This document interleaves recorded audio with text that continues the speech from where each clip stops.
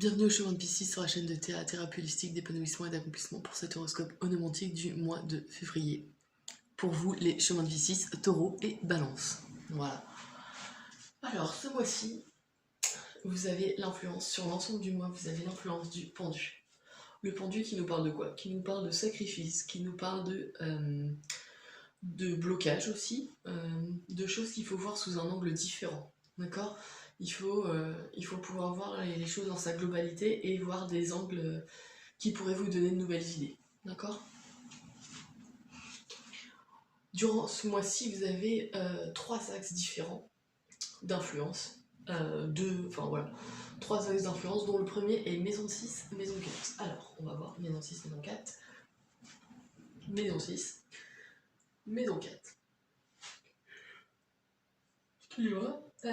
Maison 6, c'est quoi? C'est le travail quotidien, c'est la santé, c'est l'hygiène de vie, c'est les inférieurs aussi. Alors quand on dit inférieurs, c'est tous les personnes qui peuvent être à votre service, d'accord? Les animaux aussi, les animaux de compagnie. Ici on a le 2 de pentacle. Le 2 de pentacle nous parle de jongler avec des valeurs, jongler avec... Alors en plus c'est quand je dis pentacle c'est denier, et le denier c'est quoi? C'est la matière. Donc là il y a une notion de difficulté à maintenir un équilibre financier par exemple, ou difficulté à jongler entre donc deux valeurs, ou deux comportements, ou voilà. Ici dans le domaine de la santé en plus on a peut-être une notion de difficulté à maintenir une hygiène de vie, une hygiène de vie qui vous permet de rester en bonne santé, d'accord? Où il y a trop, où il y a pas assez. Voilà, il y a vraiment une difficulté à ce que la balance soit équilibrée, d'accord? Avec cette maison 6, on a la maison 4. La maison 4, c'est quoi? C'est le foyer, c'est le lien avec la mère pour les femmes qui regardent et le père pour les hommes qui regardent.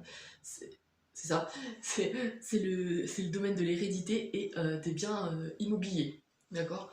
Là, on a le 6 de denier, encore du denier. Donc on est vraiment dans une notion de choses concrètes, réelles. Alors pas que matérielles, hein, c'est pas que l'argent, mais matérielles dans le sens qui ont une existence physique, d'accord? Vraiment quelque chose de concret. Là, on est à le 6 de denier. Le 6 de denier nous parle de quoi? Il nous dit de trouver l'équilibre. Ça, c'est marrant. Ici, vous jonglez et vous n'arrivez pas, vous avez des difficultés à maintenir cet équilibre. Et là, on vous dit justement que cette carte, c'est que l'équilibre est trouvé. Vous savez recevoir, mais vous savez aussi donner. Ou vous savez donner et vous savez recevoir. Voilà. Il y a vraiment cette notion de... on a enfin acquis cette compétence alors, de faire les choses avec modération, je dirais pas ça, mais plutôt que vous savez que quand on fait quelque chose, il y a toujours un retour, quel qu'il soit, d'accord? Donc on a cette notion-là, sachant que ici on est dans le domaine de la mère, enfin de l'hérédité en tout cas, et du foyer. On a peut-être un équilibre à trouver justement entre, entre justement la famille et le travail. C'est possible, entre les charges quotidiennes, avec le foyer et les charges quotidiennes par exemple, où on a cette difficulté qu'on a à maintenir une hygiène de vie saine entre guillemets, et difficile à maintenir à cause d'une relation peut-être conflictuelle, en lien avec l'hérédité, ou la mère ou le père, voilà, avec les parents, c'est possible aussi, d'accord? Donc, et c'est là que le pendu vous invite à stopper les choses, à mettre votre pensée sur pause, arrêt sur image, c'est ce que je voulais dire, arrêt sur image et voir les choses différemment, d'accord? Autre axe d'influence, on a la maison 1, maison 7. Maison 1, maison 7. Alors la maison 1, c'est quoi? C'est vous, c'est les taureaux, les balances, les chemins de Piscis. C'est le caractère, c'est la vitalité, c'est la façon dont on va s'exprimer face au monde, c'est vraiment les moyens qu'on a de le faire, de s'extérioriser, d'accord? Là, on a l'étoile. L'étoile qui nous parle de quoi? Déjà, alors je vais vous montrer. Cette femme sur la carte là, elle a un pied dans l'eau et un pied sur terre. Elle a enfin trouvé un équilibre. On jongle avec deux valeurs, c'est possible. En plus, c'est du concret. là on a cette notion d'être guidé, d'avoir enfin, alors peut-être pas trouvé sa place, mais d'avoir de l'espoir que les choses vont s'améliorer. Ici, il y a une grosse notion d'espoir. Donc ça, c'est plutôt pas mal. Et c'est vous qui êtes porteur de cette énergie. D'accord? Une énergie qui vous donne un espoir qui est plutôt joyeux en plus, parce qu'on a le signe en Gémeaux. D'accord? Donc ça, c'est plutôt pas mal. Et en face, on a la maison 7. La maison 7 qui représente quoi? Le conjoint, les contrats, les ennemis, et les partenaires professionnels. Si c'est pas le partenaire amoureux comme le mariage, enfin le mari, l'époux, ou la femme, ou l'épouse, hein, on a le partenaire professionnel. Et dans cette maison, on a le 8 de coupe. Alors déjà, en numérologie, le 8, c'est la transformation. C'est le magnétisme, c'est le côté challenge, l'énergie concrète qu'on peut avoir sur le terrain, d'accord? Là, on a des coupes, donc on est dans l'émotionnel. Ici, de ce que je peux voir, le 8 de coupe nous parle d'objectifs beaucoup plus élevés, de choses qui évoluent et qui grandissent. On a cette envie d'aller plus loin que les objectifs qu'on avait à l'heure actuelle. C'est là que le pendu va vous y aider. Vous voyez les choses différemment, peut-être. Ce 8 de coupe, dans le domaine donc, soit des conjoints, soit des partenaires professionnels, nous parle d'avoir l'espoir, avec la maison 1, soit de développer de nouveaux contrats, soit de justement de nouveaux contrats, mais avec des objectifs beaucoup plus élevés, soit vis-à-vis du côté mariage ou partenaire professionnel, et ben on a envie de quelque chose de mieux ou de plus, de développer un partenariat, que ce soit amoureux ou professionnel. Hein. On développe un partenariat qui évolue dans son essence même, c'est-à-dire que qu'est-ce que va vous apporter cette association, d'accord? Ça c'est possible, c'est une notion qu'on peut avoir, d'accord? Mais ce qui est bien, c'est que vous êtes guidé, vous écoutez bien les messages que l'univers peut vous envoyer, les synchronicités, les choses qui vous parlent, voilà.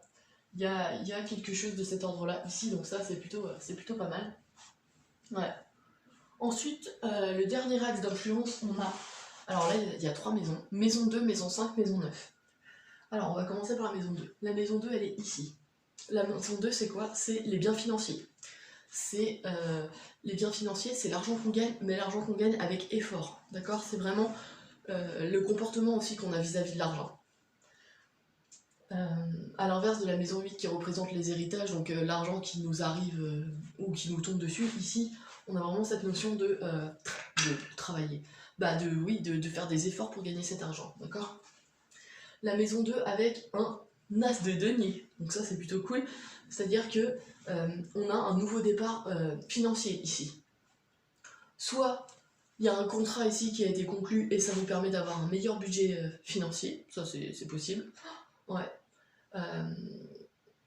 Soit vous avez réussi à trouver un équilibre ici, comme je vous disais, l'équilibre concret dans le domaine du foyer qui était en maison 4 et ça vous permet de faire des économies. Enfin voilà, un nouveau départ, c'est-à-dire aussi, c'est pas spécialement une augmentation ou une grosse somme d'argent qui tombe, c'est aussi peut-être réussir à de nouveau avoir un équilibre financier satisfaisant et sécurisant. D'accord? Donc ça c'est plutôt pas mal. Donc avec la maison 2, on a cette maison 5 et on a le 5 de bâton. Alors, autant cette carte était relativement positive, un nouveau départ financier c'est bien, autant en face on a des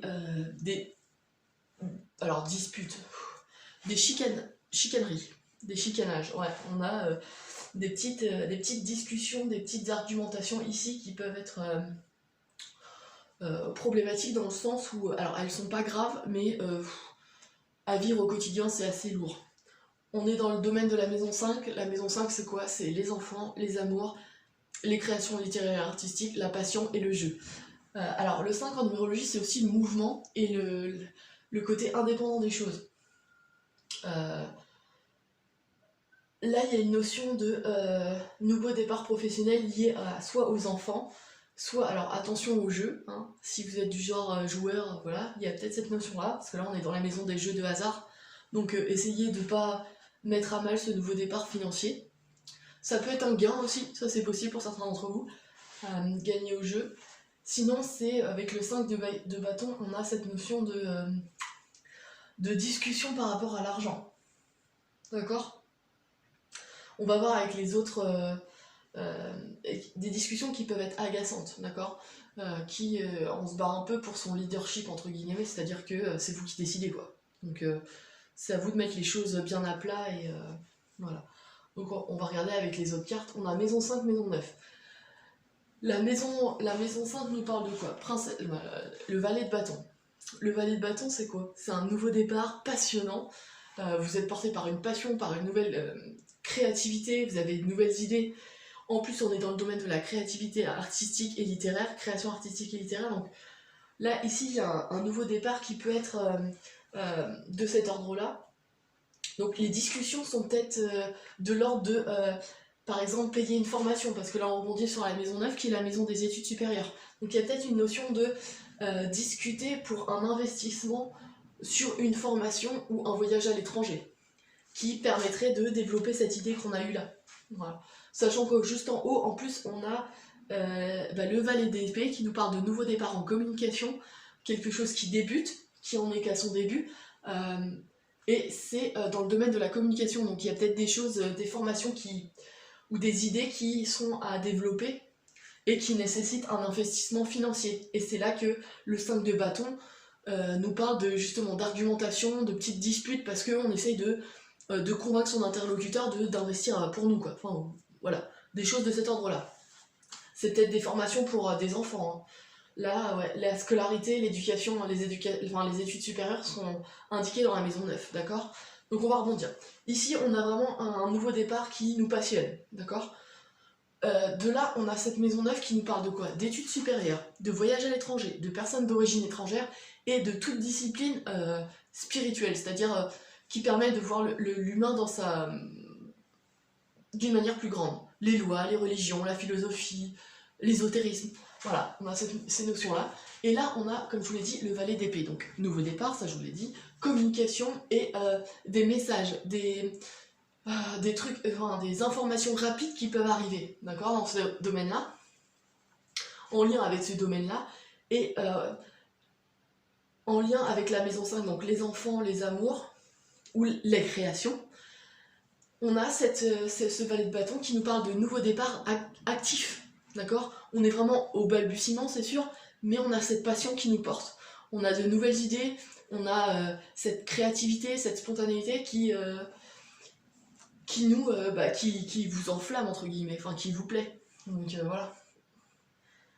Et quand on lit la maison 2, maison 5, maison 9, ces trois maisons avec les 4 arcanes, on a cette notion-là de discussion par rapport à de l'argent, c'est sûr, de l'argent pourquoi? Soit pour des études supérieures, comme je l'ai dit, soit pour des voyages à l'étranger, pour développer de nouvelles idées. Enfin, on a des idées et on aimerait les produire, c'est-à-dire écrire un livre, faire un site internet, tout ce qui est en lien avec la communication, d'accord? Et on a ces notions-là, donc sur ces 4 maisons-là, ouais, on a ça. Sachant que, n'oubliez pas ce mois-ci, vous êtes guidé, vous êtes vraiment porté par l'étoile, donc vous avez les bonnes intuitions. Le pendu va vous aider à voir les choses sous un angle différent, et c'est peut-être là que la créativité va se redévelopper. Vous voulez des objectifs plus grands. Ici, on a une notion de partenariat, n'oubliez pas. Donc ce partenariat, il est peut-être financier et professionnel, et ça vous permettrait de développer de nouveaux projets, en lien avec soit l'étranger, soit avec le domaine de la communication. Enfin, voilà, il y a des choses de cet ordre-là. Voilà. Il y a peut-être des négociations aussi avec le foyer, c'est-à-dire que si un enfant ou celui qui veut développer une idée dans le domaine de la communication et qu'il a besoin d'un soutien financier, il va falloir qu'il argumente face à ceux qui sont prêts à lui donner de l'argent. Et là, c'est peut-être les parents. D'accord? Il faut savoir donner et recevoir. Donc il y a peut-être une négociation à mettre en place pour savoir comment rendre l'investissement, en fait. Il y a peut-être ces discussions-là aussi qui peuvent se poser. Voilà. Je crois que j'ai tout dit pour ce mois de février, pour vous les chemins de vie 6, Balance et Taureau. N'hésitez pas à liker, à partager et à vous abonner si ce n'est pas déjà fait. Aucune obligation, hein, c'est vous qui voyez. Je propose ce genre de carte onomantique pour du développement personnel, si ça vous intéresse aussi. N'hésitez pas à me contacter sur mon site internet www.ta-accompagnement.com. Et puis je vous dis au mois prochain pour le horoscope onomantique du mois de mars.